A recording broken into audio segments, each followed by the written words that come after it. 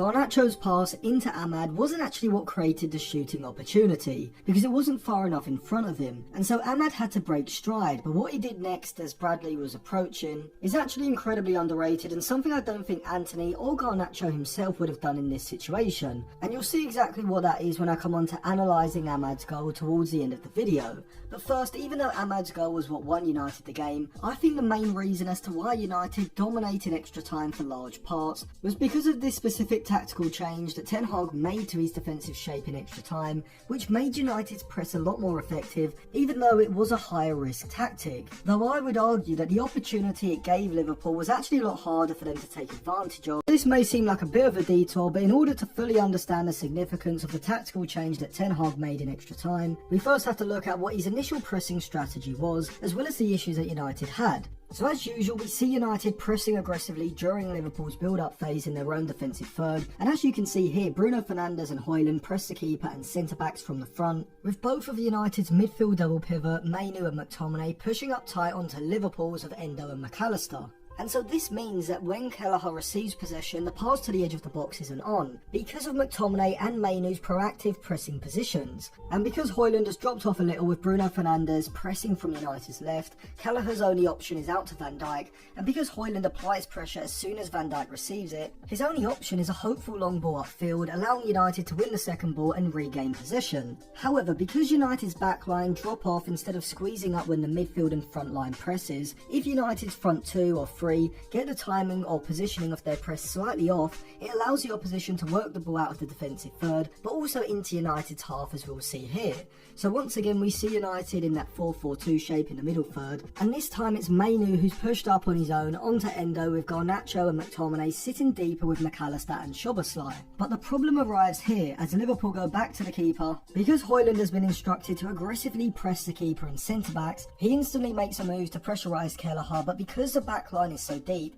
Garnacho has to retain this central position with McAllister, rather than having a player behind him who can simply step onto McAllister, allowing Garnacho to now move out and pressurise the right side. And so because he can't push out and fill the space that Højlund vacates, this leads to a disjointed press from United, where the front three of Mainoo, Bruno and Højlund are looking to press aggressively, with the rest of the midfield and defensive line being a lot more passive and actually dropping off, which leaves Van Dijk open, and Kelleher just plays a ball out over the top of Højlund, and now Van Dijk can drive into the defensive third, and because Mainoo, Bruno and Højlund have been taken out of the game with that one pass, now Liverpool are able to exploit massive amounts of space in the midfield as United's backline drop off, leaving McTominay completely isolated in the centre and allowing Liverpool to progress the ball all the way into United's defensive third. But how did Ten Hag change it in extra time, and what was the effect? Well, because by this point Wan-Bissaka and Varane had gone off and Anthony Eriksen and Ahmad had come on, Ten Hag only had 3 recognised defenders on the pitch, and so it almost forced his hand a bit to go a lot more aggressive in the press.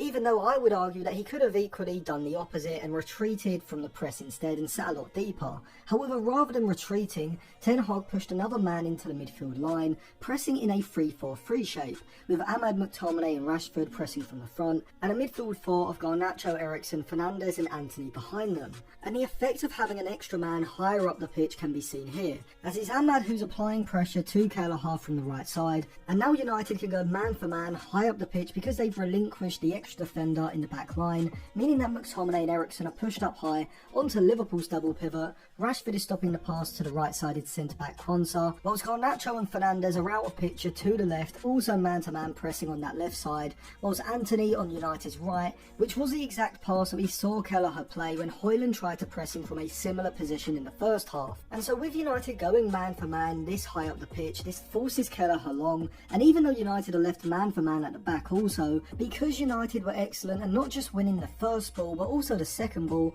Liverpool weren't able to take advantage of this, and this meant that Liverpool weren't able to play out from the defensive third, and so being forced into longer, low probability balls upfield, there was a lot of turnovers in extra time. United themselves weren't trying to control the game, however, with Onana, Bruno Fernandes and Eriksen being the main distributors of frequent long passes upfield, trying to free Garnacho and Rashford in behind, and so because neither side were able to retain solid possession and work the ball up with sustained possession through each third of the pitch, the game overall had very little control and felt like an NBA game almost because of how back and forth it was, which definitely suited United United more. Now, even though there was a lot more chance of Liverpool being able to break through United with one long pass up pitch if one of Lindelof, Maguire or Dalot misjudged or lost a long ball, I think that was a lot harder for Liverpool to do than it was for them to play through United's 4-4-2 press in the first half. Harvey Elliott's long-range deflected strike could be seen as unfortunate, but Ten Hag and United did eventually get their reward for playing on the front foot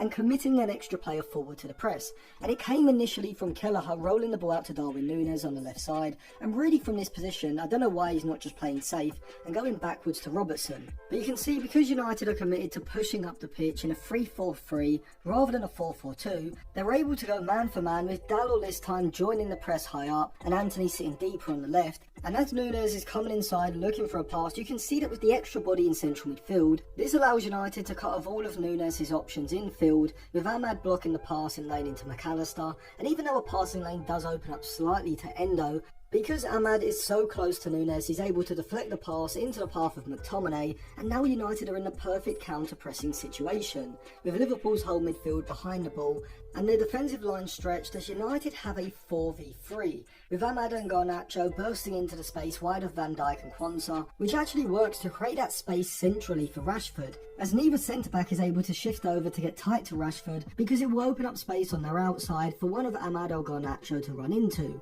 which means that when McTominay picks the right pass with the perfect timing and weight straight into Rashford's path, he has that little bit of space and time that he needs to first time guide the ball into the bottom corner, making it 3-3. And so because of Ten Hag's tactical change moving from a 4-4-2 press to a more aggressive 3-4-3, giving United that extra body higher up the pitch, Liverpool were unable to establish control over a chaotic extra time period, which meant that going into the 120th minute it was still 3-3, and Liverpool had a corner which gets headed out to the edge of the box, and Ahmad, who eventually scores a goal, is first a contributor via his defensive action to nick the ball off Harvey Elliott, knocking the ball into the path of Garnacho, and for some reason only Conor Bradley is left back for Liverpool, which means that United have the sort of 2v1 that you'd only really see in training. And what Garnacho should be looking to do here is hold on to the ball for as long as possible until Bradley commits, because if he plays a pass too early, Bradley's body positioning is going to allow him to react and get across quickly to close down Ahmad. But ideally Garnacho keeps running until the final third, but just before he passes it, he adjusts his body positioning, feinting as though he's going to drive down the right of Bradley,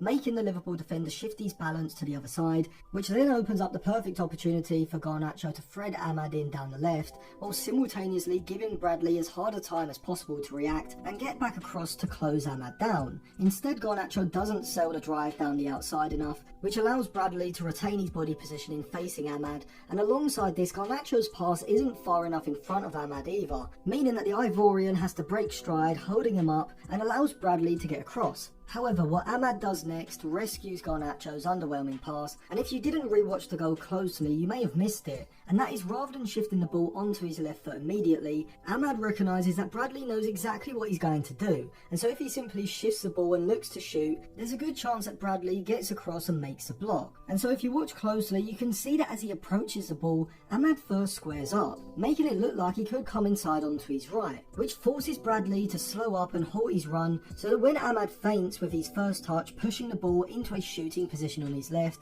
Bradley's body weight is on his back foot, meaning that he can't get across quickly enough to stop Ahmad getting the shot away, and even though the shot lacks power, the placement is so perfect that it hits the post and nestles in the back of the net, giving United a 4-3 victory.